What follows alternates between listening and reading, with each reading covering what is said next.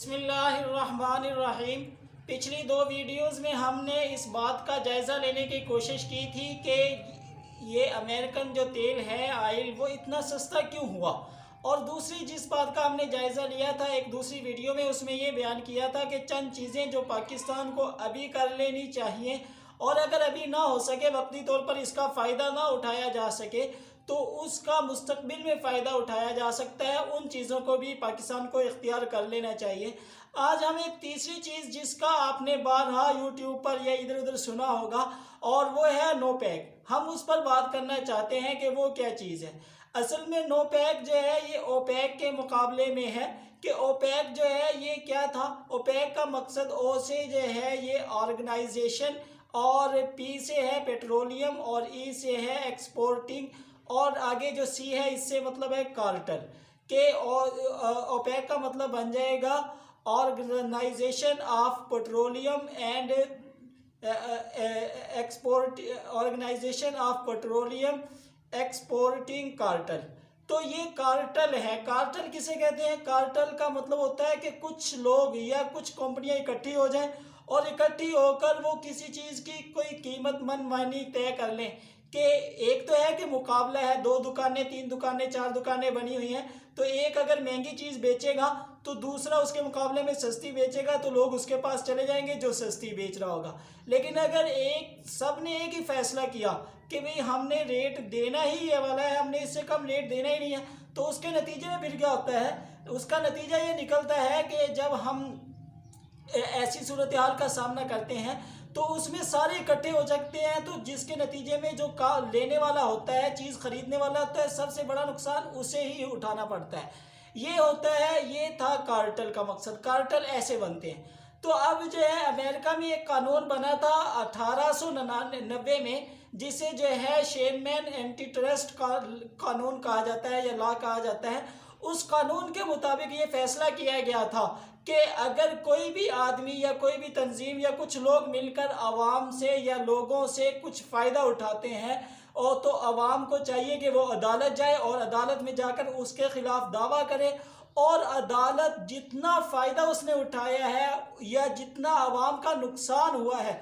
اس کا 3 گنا تک جرمانہ کر سکتی ہے، 3 گنا تک بڑھا کر جرمانہ کر سکتی ہے۔ اب یہ جو نو پیک بل ہے، اس کا مقصد یہ ہے کہ بھئی اس کارٹل کے خلاف یہ کارروائی کی جائے، اور یہ کہا جائے چونکہ اس سے سب سے زیادہ نقصان ہو رہا ہے امریکی شیل کو۔ جیسے میں نے بتایا تھا کہ ان کی جو ایک بیرل کی قیمت ہے پیداوار کی، وہ $40 سے $45 کے درمیان ہوتی ہے، اور انہیں فائدہ تب ہوگا جب یہ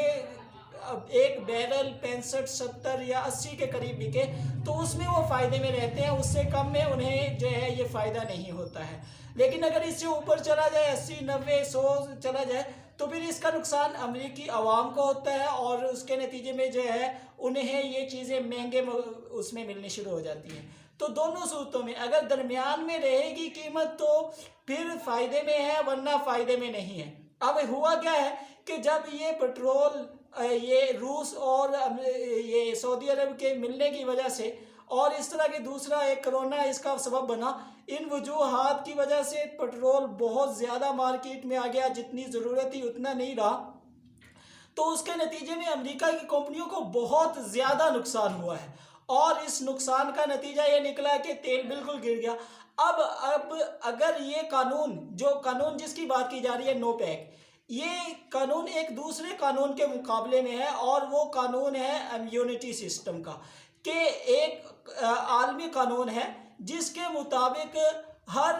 ایسا ملک جو ایک ملک ہے اگر، یا اس میں رہنے والے لوگ ہیں، تو دوسرا ملک اگر اس ملک کے لوگوں کو یا اس ملک پر کوئی بھی اپنا قانون نافذ نہیں کر سکتا، کیونکہ ہر ایک قانون جو ہے وہ ساورن امیونٹی رکھتا ہے، یعنی اس کی اپنی ریاست کے اندر وہی پاور ہے جو کسی دوسری ریاست کے اندر ہے۔ تو اس کے ہوتے ہوئے امریکہ یہ کام نہیں کر سکتا۔ لیکن اس کے بعد جو ہے انہوں نے کہا جی ہمارے ہاں تو ایک قانون ہے، ہمارے ہاں قانون چونکہ یہ ہے کہ بھی جو بھی کارٹل بنا کر آئے گا تو ہم اس کے خلاف کارروائی کریں گے، تو ہم اپنے ملک میں یہ کارروائی کرتے ہیں۔ اور آپ کو پہلے ہی پتا ہوگا کہ سعودی عرب کا جو ہے $400-500 ارب جو ہے وہ ادھر امریکہ میں پڑا ہوا ہے۔ اب اگر امریکہ یہ اجازت دے دے، نو پیک کا بل آ جائے تو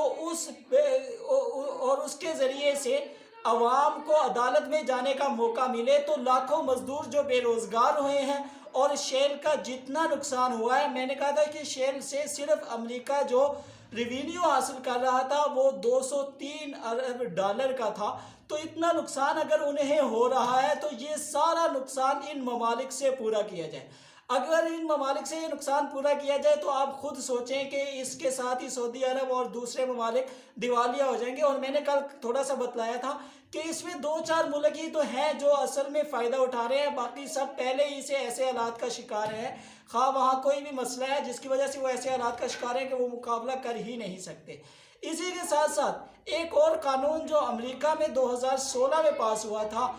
اور اس کا فائدہ بھی امریکی حکومت اٹھا سکتی ہے، وہ میں بتلاتا ہوں کیوں اٹھائے گی۔ وہ قانون یہ ہے کہ امریکہ نے ایک قانون پاس کیا تھا کہ ایک تو عالمی قانون ہے ہی کہ ایک ریاست دوسری ریاست کے خلاف کارروائی نہیں کر سکتی یا اس کے کسی فرد کے خلاف کارروائی نہیں کر سکتی، لیکن اس کے ساتھ ساتھ ایک دوسرا قانون انہوں نے بنایا تھا، اور وہ یہ تھا اس کو جسٹا کا قانون کہا جاتا ہے۔ اس قانون کے مطابق عدالت کو یہ اجازت دی گئی تھی کہ دوسرے ملک کے اندر بھی اگر کوئی امریکی مفادات کو نقصان پہنچاتا ہے، امریکی شہریوں کو نقصان پہنچاتا ہے، تو عالمی قانون سے ہٹ کر بھی اس کے خلاف کارروائی کی جائے گی۔ اب یہ اس قانون کو بھی اس کے ساتھ ملانا چاہتے ہیں، اور اگر یہ قانون مل جاتا ہے تو خشوگی جو تھا جس کا قتل یہ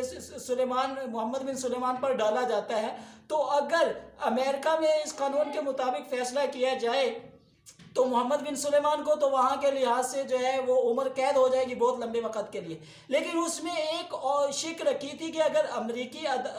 قانون کے اندر یہ تھا کہ اگر امریکی حکومت عدالت سے یہ کہے کہ بھئی ہم جو ہے خود ان کے ساتھ بات کر لیتے ہیں، اس ملک کے ساتھ بات کر لیتے ہیں، تو عدالت اس پر سٹے دے سکتی ہے۔ اسی ڈر سے اس کے خلاف وہ قانون وہاں پر نہیں چل سکا اور محمد بن سلیمان بچ گئے۔ لیکن اب آخری بات کہ کیا نو پیک جو ہے پہلی مرتبہ 2001 میں متعارف کروایا گیا تھا ان ممالک کے خلاف، لیکن اس وقت سے اب تک کانگریس اس کی منظوری دے چکی ہے۔ خود صدر اوباما جو تھا اس نے، جب وہ کانگریس کا ایک رکن تھا، اس نے منظوری دی تھی، لیکن جب وہ صدر بنا تو اس نے بھی اس قانون کو ویٹو کر دیا تھا۔ کیوں ویٹو کر دیا تھا؟ میں اس بات کی طرف آنا چاہتا ہوں خاص طور پر کہ یہ قانون کیوں استعمال نہیں کیا جاتا۔ اس کی وجہ یہ ہے کہ اس کو یوں سمجھا جائے کہ جیسے یہ ایک اینڈ ہے، اگر آپ نے یہ کام کر لیا تو پھر آپ ایک اینڈ کی طرف جا رہے ہیں۔ اس کی وجہ یہ ہے کہ اس کے مقابلے میں عرب اپنا جن عرب کا پیسہ وہاں سے نکلتا ہوا امریکہ سے نکال لیا جائے گا، اور دوسرے ممالک بھی جو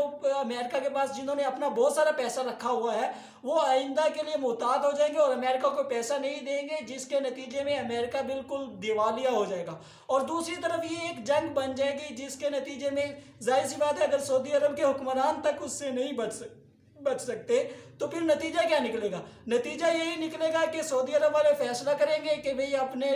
آئل کو جو ہے اس سے ہٹا دیا جائے، ڈالر سے علیحدہ کر دیا جائے، اور ان تمام طریقوں کو استعمال کیا جائے، مثلا تیل کو بالکل سستا کر کے شیل کو بالکل ہی ختم کر دیا جائے، تو امریکہ اس کو زیادہ دیر سبسڈی نہیں دے سکے گا، اور جبکہ سعودی عرب اسے کافی دیر تک برداشت کر سکتا ہے، اور دوسرے ممالک ان تمام کے نتیجے میں ہوگا یہ کہ یہ سارے کا سارا جو دنیا میں معیشت چل رہی ہے یہ ساری کی ساری بیٹھ جائے گی، اور دنیا کا نقشہ ہی تبدیل ہو جائے گا اگر نو پیک کا قانون منظور ہو جاتا ہے۔ اور یہی وجہ ہے کہ 2-3 مرتبہ 4 مرتبہ کانگریس نے اس پر کوشش کر لی ہے، لیکن یہ قانون منظور نہیں ہو سکا ہے، اور شاید کہ صرف بتلانا یہ چاہتا تھا اینڈ میں کہ یہ قانون منظور ہوگا بھی نہیں، کیونکہ اس قانون کے منظور ہونے کا مطلب ہوگا کرونا سے بھی بڑا مسئلہ، کیونکہ اس کے نتیجے میں دنیا بالکل تبدیلی کی طرف چلی جائے گی، اور تبدیلی بھی کوئی چھوٹی سی نہیں، بڑے بڑے ملک جو ہے ان کے راستے جو علیحدہ ہو جائیں گے، ٹھیک ہے، اور اس کے نتیجے میں امریکہ کا مشرق وسطیٰ سے بالکل اثر و رسوخ ختم ہو جائے گا۔ بہت سارے ایسے قوانین، بہت ساری ایسی چیزیں ہوں گی جنہیں سوچا بھی نہیں جا سکتا، اس لیے اس قانون کے منظور ہونے کی توقع تو نہیں ہے، لیکن اس قانون کو سمجھانا ضروری تھا، سو میں نے بتلا دیا۔ یہ ایسا نہیں ہوگا، اگر ایسا ہوا تو شاید دنیا کے لیے اس سے مشکل پھر وقت کبھی دوبارہ نہ آئے۔ اسی کے ساتھ جو ہے اس ویڈیو کا اختتام کرتے ہیں، شکریہ۔